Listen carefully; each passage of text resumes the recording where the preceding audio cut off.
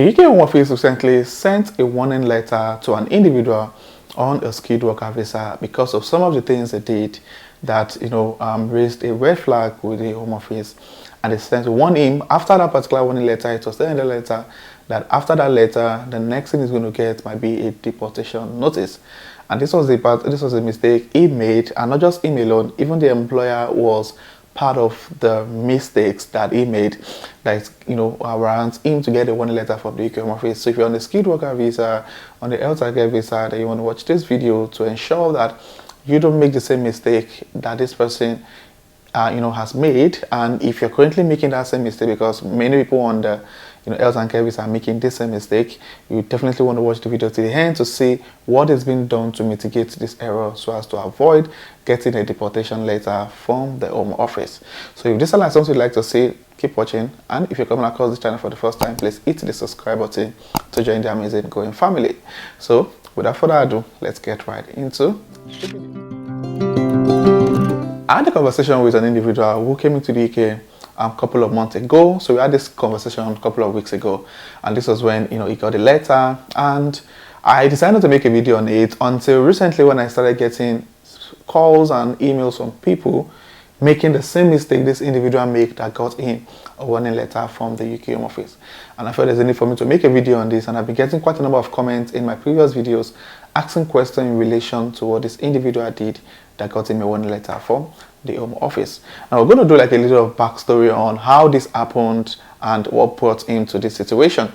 Now he came from Zimbabwe, and of course, just like every one of us, trying to look for a better life, better opportunity, global opportunities, which brought us to this part of the world. And just like everyone, he got into the health and care system, and he was able to secure a job as a senior carer with an organization.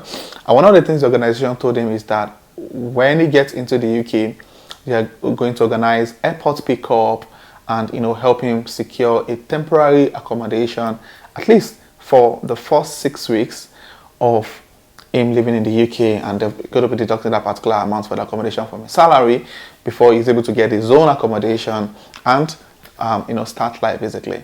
Now, because of uncertainty, he wasn't sure of what to expect, he decided to come alone. He applied for the health and care visa alone, while his family stayed back in Zimbabwe, waiting for them to come in with him.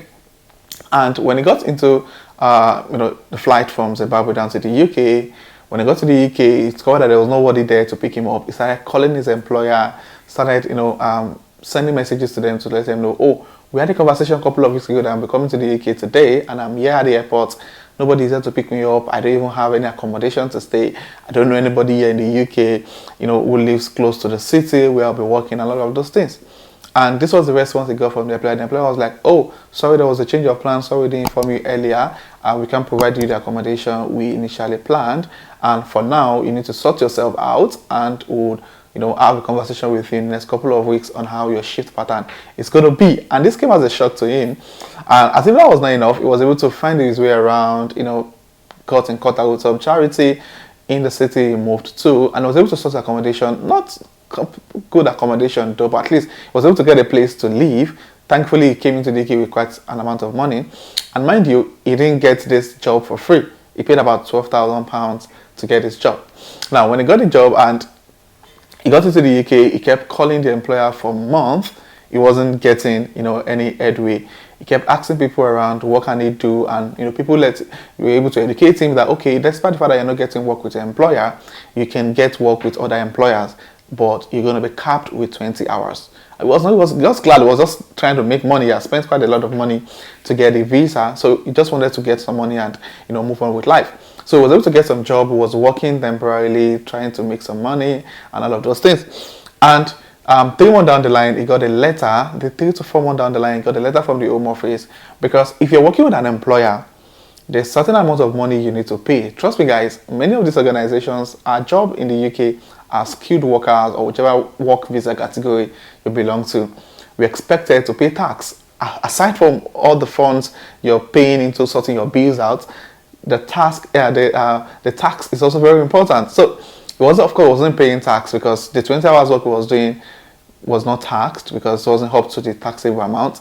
But the primary employer, it wasn't working with the primary employer, wasn't paying tax, nothing. There was no record of inflow. And for those who don't know, the HMRC have track record of every single penny that gets into your account from your employer. They're able to confirm. That's why I think I recently got a letter from the Home Office that they had to change my tax code because I recently just moved from an employer to another employer, and they discovered that there's some amount of money I didn't pay from the previous employer, just their own issue anyway. So they have track of how much you pay. So it wasn't paying any money, and the UK Office had to send me a question that they're not seeing. They can't see any transaction or any financial transaction between him and his sponsor, and they would like him to clarify what the situation is.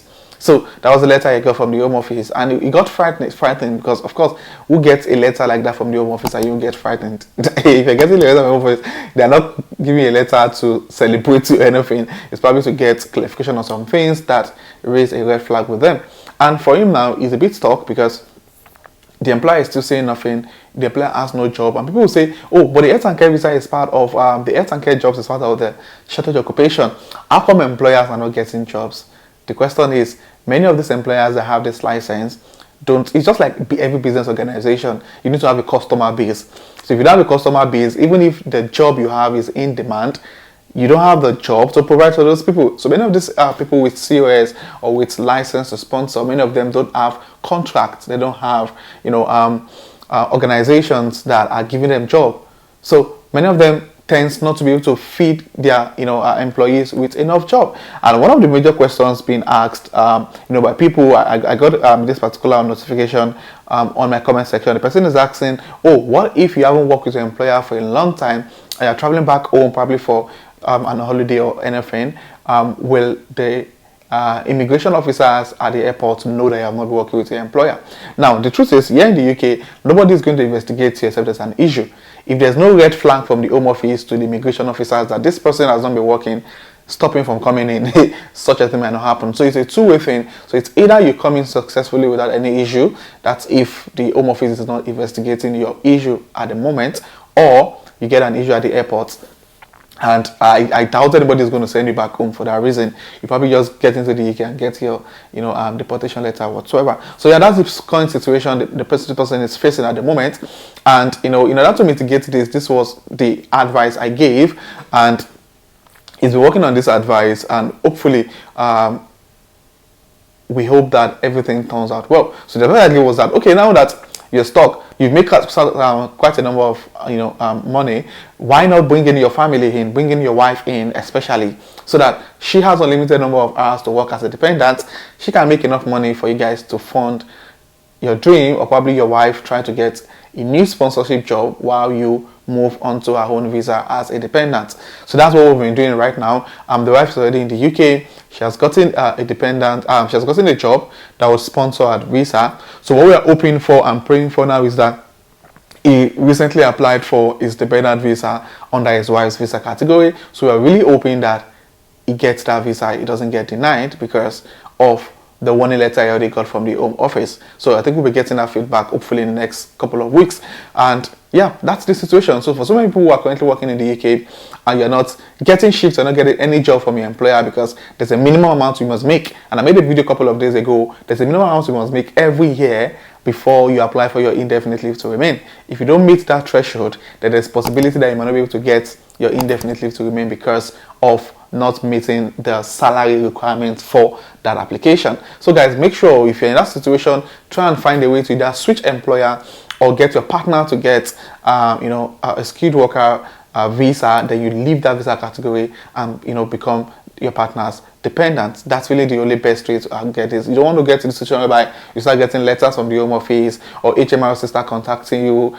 You're not making any money, you're not working with your employer, and all of that, because the proof of you working with an employer is your salary. So if you're not getting salary, it means that the sponsor that brought into the UK, you're not working with that person. So you need to prove how are you surviving, what have you been doing, since you can't work more than 20 hours with another employer. So if you're in this situation, or you know someone in this situation and they've been able to get out of this situation, please share that in the comment section. This might really help a lot of people. There's so many people online that are actually in this mess, in this situation, being betrayed by their current employer? Please state it in the comment section. It's going to help a lot of people and save a lot of lives, trust me.